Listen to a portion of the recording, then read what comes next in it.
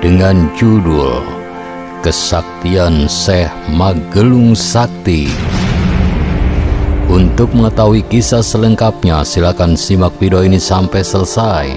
Bantu kami dengan cara klik tombol subscribe dan tombol lonceng agar Anda mendapatkan notifikasi video terbaru dari kami secara gratis. Selamat mengikuti.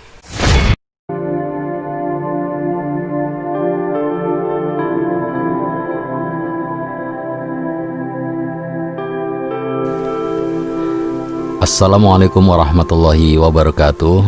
Batur sedulur sekampung, Syekh Magelung Sakti adalah seorang ulama murid Sunan Gunung Jati yang berpenampilan sangat khas, yaitu dengan menggelung rambut panjangnya. Konon rambutnya sendiri panjangnya hingga menyentuh tanah, karena tidak bisa dipotong dengan apapun dan oleh siapapun. Sehingga dia lebih sering mengikat rambutnya atau menggelung rambutnya. Kemudian dikenal sebagai Syekh Magelung atau Syekh dengan rambut yang selalu digelung. Berdasarkan Babat Cirebon, Syekh Magelung Sakti ini berasal dari negeri Syam atau Syria dengan panggilan Syarif Syam. Saat kanak-kanak, Syarif Syam tergolong bocah yang jenius. Tidak salah jika pada usia 7 tahun di kalangan guru dan para pendidiknya dia telah menyandang panggilan sebagai Syufi cilik. Inilah yang menyebabkan kenapa di kala itu dia menjadi anak yang diperebutkan di kalangan guru besar di seluruh negara bagian Timur Tengah. Bahkan di usia 11 tahun dia telah mampu menempatkan posisinya sebagai pengajar termuda di berbagai tempat ternama. Misalnya di Madinah, Makkah, Istana Raja Mesir, Masjidil Aqsa Palestina, dan berbagai tempat ternama lainnya. Walaupun begitu, dia juga banyak dihujat oleh ulama karena kian hari rambutnya semakin memanjang dan tak terurus. Sedangkan dalam pandangan mereka, Syarif Syam terkenal bukan sebagai seorang pelajar sekaligus pengajar religius yang selalu mengedepankan tata krama. Pelecehan dan hinaan yang kerap diterimanya membuat Syarif Syam mengasingkan diri selama beberapa tahun di salah satu gua di daerah Haram, Mekah. Hal itu dikarenakan rambut Syarif Syam semakin panjang, namun dia bukannya tak mau mencukur rambutnya yang lambat laun jatuh menjuntai ke tanah. Tapi apa daya, walau telah ratusan kali berikhtiar ke belahan dunia lain, tetapi dia belum pernah mendapatkan seorang pun yang mampu memotong rambutnya. Konon sejak dilahirkan ke alam dunia ini, rambut Syarif Syam memang sudah tidak bisa dipotong oleh sejenis benda tajam apapun. Sehingga pada usia 30 tahun Syarif Syam diambil oleh istana Mesir untuk menjadi panglima perang dalam mengalahkan pasukan Romawi dan Tartar. Dari sinilah namanya mulai masyhur di kalangan masyarakat luas sebagai panglima perang sakti di antara para prajurit perang yang ada sebelumnya. Betapa tidak jika kala itu kepiawaian seorang panglima perang bisa terlihat pada saat mengatur strategi perang, serta kehandalannya memainkan pedang, tombak, serta ketepatan dalam memanah. Berbeda dengan Syarif Syam yang akhirnya dikenal dengan sebutan Panglima Muhammad Syam Magelung Sakti, jika dia mengibaskan rambutnya yang panjang dan keras mirip kawat baja ke arah musuh-musuhnya. Akibatnya sudah dapat diduga, para musuh tidak ada yang berani mendekat dan lari pontang-panting karenanya. Sampai di usia 32 tahun selama 12 tahun, kemasyhurannya sebagai sosok panglima perang berambut sakti itu benar-benar tidak tertandingi. Hingga pada usia 34 tahun, dia mendapat petunjuk yang mengharuskannya mencari guru sebagai pembimbingnya yang juga dapat memotong rambutnya. Dan tanpa banyak pertimbangan, dia langsung meninggalkan istana Raja Mesir yang saat itu benar-benar sangat membutuhkan tenaganya. Dengan perbekalan secukupnya dan berteman ratusan kitab, Syarif Syam pun mulai mengarungi belahan dunia dengan menggunakan cukung, sejenis perahu kecil bercadik.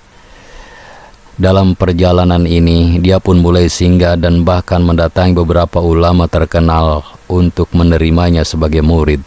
Di antaranya Syekh Datul Ulun di Libanon, Syekh At-Tijani di Yaman bagian selatan, Syekh Qawi bin Subhan bin Arsy bin Beirut, Syekh As-Samargondi bin Zubair bin Hasan India, Syekh Muawiyah As-Salam Malaita, Syekh Mahmud Yerusalem, Syekh Zakaria bin Salem bin Zab Tunisia, Syekh Marwan bin Sofyan Sidrul Muta'alim Campa, dan masih banyak yang lainnya.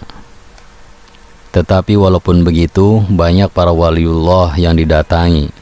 Tidak satu pun di antara mereka yang sanggup memotong rambutnya. Kemudian Syarif Syam ini terus berkelana pergi dari satu tempat ke tempat lainnya untuk mencari siapa yang sanggup untuk memotong rambut panjangnya itu. Jika dia berhasil menemukannya, orang tersebut akan diangkat sebagai gurunya. Hingga suatu hari, dia bertemu dengan seorang pertapa sakti yang bernama Resi Purba Sangyang Dursasana Prabu Kala Sengkala di perbatasan Selat Malaka. Dari sang resi inilah Syarif Syam mendapat kabar jika rambutnya dapat dipotong oleh salah seorang wali di tanah Jawa. Mendengar itu, Syarif Syam sangat senang dan seketika itulah minta diri untuk langsung melanjutkan perjalanannya menuju ke tanah Jawa. Dan setibanya di pesisir Pulau Jawa, Syarif pun singgah di suatu pedesaan sambil tiada hentinya bertafakur memohon kepada Allah Subhanahu wa Ta'ala agar dirinya dapat dipertemukan dengan wali yang selama ini diimpi-impikannya. Dan tepat pada malam Jumat Kliwon, di tengah keheningan malam, Syarif Syam mendapat petunjuk jika wali yang ditemuinya berada di Cirebon, yaitu Sunan Gunung Jati. Hingga akhirnya Syarif Syam tiba di Cirebon. Dan benar saja, ketika di Cirebon inilah Syarif bertemu dengan orang tua yang dengan mudahnya memotong rambutnya. Tempat di mana rambut Syarif Syam berhasil dipotong kemudian diberi nama Karanggetas. Orang tua itu yang kemudian belakangan diketahui bernama Sunan Gunung Jati. Sesuai dengan nazarnya, akhirnya menjadi guru dari Syekh Magelung Sakti dan berganti nama menjadi Pangeran Soka. Selepas menjadi murid Sunan Gunung Jati, Syekh Magelung Sakti atau Pangeran Soka ini kemudian ditugaskan oleh gurunya tersebut untuk menyebarkan agama Islam di Cirebon bagian utara. Selain nama Syekh Magelung Sakti dan Pangeran Soka, Syarif Syam juga memiliki gelar Pangeran Karangkendal. Nama Pangeran Karangkendal sendiri dia dapatkan karena ketika sekitar abad 15 saat ditugaskan untuk menyebarkan agama Islam di wilayah utara. Beliau tinggal di desa Karangkendal, Kapetakan, kurang lebih 19 km sebelah utara Cirebon. Di desa ini pun, Syekh Magelung Sakti kemudian diangkat anak oleh penguasa Karangkendal yang bernama Ki Tarsiman, yang mempunyai nama lain Ki Krayunan atau Ki Gede Karangkendal. Bahkan disebut pula dengan julukan Buyut Selawe karena mempunyai 25 anak dari istrinya yang bernama Nyi Sekar. Syekh Magelung Sakti mempunyai seorang istri yang juga memiliki nama besar di wilayah Cirebon, yakni Nyimas Gandasari. Menurut Babat Cirebon, sebelum menikahi wanita sakti tersebut, Syekh Magelung Sakti mendengar sayembara bahwa ada bangsawan cantik yang bernama Nyimas Gandasari yang sedang mencari pasangan hidupnya. Sekilas sejarah mengenai Nyimas Gandasari ini bisa Anda tonton videonya di Asal Usul Desa Jagapura. Batur sedulur sekampung, berita mengenai sayembara tersebut didapatnya saat Syekh Magelung Sakti ditugaskan oleh Sunan Gunung Jati untuk berkeliling ke arah barat Cirebon.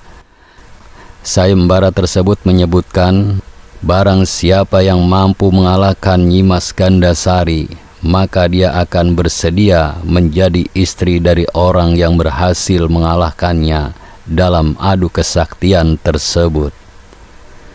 Banyak di antara pangeran dan kesatria yang mencoba mengikuti sayembara ini, tetapi tidak ada satupun yang berhasil, sehingga akhirnya Syekh Magelung Sakti terjun ke arena sayembara. Pada dasarnya kemampuan dan kesaktian dari keduanya berimbang. Hanya saja karena faktor kelelahan, akhirnya Nyimas Gandasari pun menyerah dan berlindung di balik punggung Sunan Gunung Jati. Namun, meski Nyimas Gandasari sudah berlindung di balik punggung Sunan Gunung Jati, Syekh Magelung Sakti masih tetap saja menyecarnya dengan serangan-serangan mematikan, hingga dalam satu kesempatan tinju sang Syekh hampir saja mengenai kepala dari Syekh Sunan Gunung Jati. Tetapi anehnya, sebelum tinju itu mendarat ke kepala Sunan Gunung Jati, dengan serta-merta Syekh Magelung Sakti jatuh lemas. Sunan Gunung Jati pun akhirnya memutuskan bahwa dalam pertempuran tersebut tidak ada yang kalah ataupun menang. Meskipun begitu, Sunan Gunung Jati tetap menikahkan keduanya dan mereka pun akhirnya resmi menjadi suami istri. Setelah keduanya dinikahkan oleh Sunan Gunung Jati, Syekh Magelung Sakti menyebarkan Islam di tanah Jawa sampai akhir hayatnya, dimakamkan di Kampung Karang, di Desa Karangkendal, Cirebon. Batur sedulur sekampung, demikian kisah kesaktian Syekh Magelung Sakti. Saya yakin Anda memiliki pendapat yang berbeda. Oleh karena itu, jika ada perbedaan atau ingin melengkapi sejarah ini, silakan tulis di kolom komentar dengan bijak. Mohon maaf jika ada kekeliruan dalam penyebutan nama tokoh atau tempat. Terima kasih telah menonton video ini sampai selesai. Jangan lupa klik tombol subscribe, like, komen, dan share seake-ake. Ingat, tetap meduluran aja pada tukaran. Wassalamualaikum warahmatullahi wabarakatuh.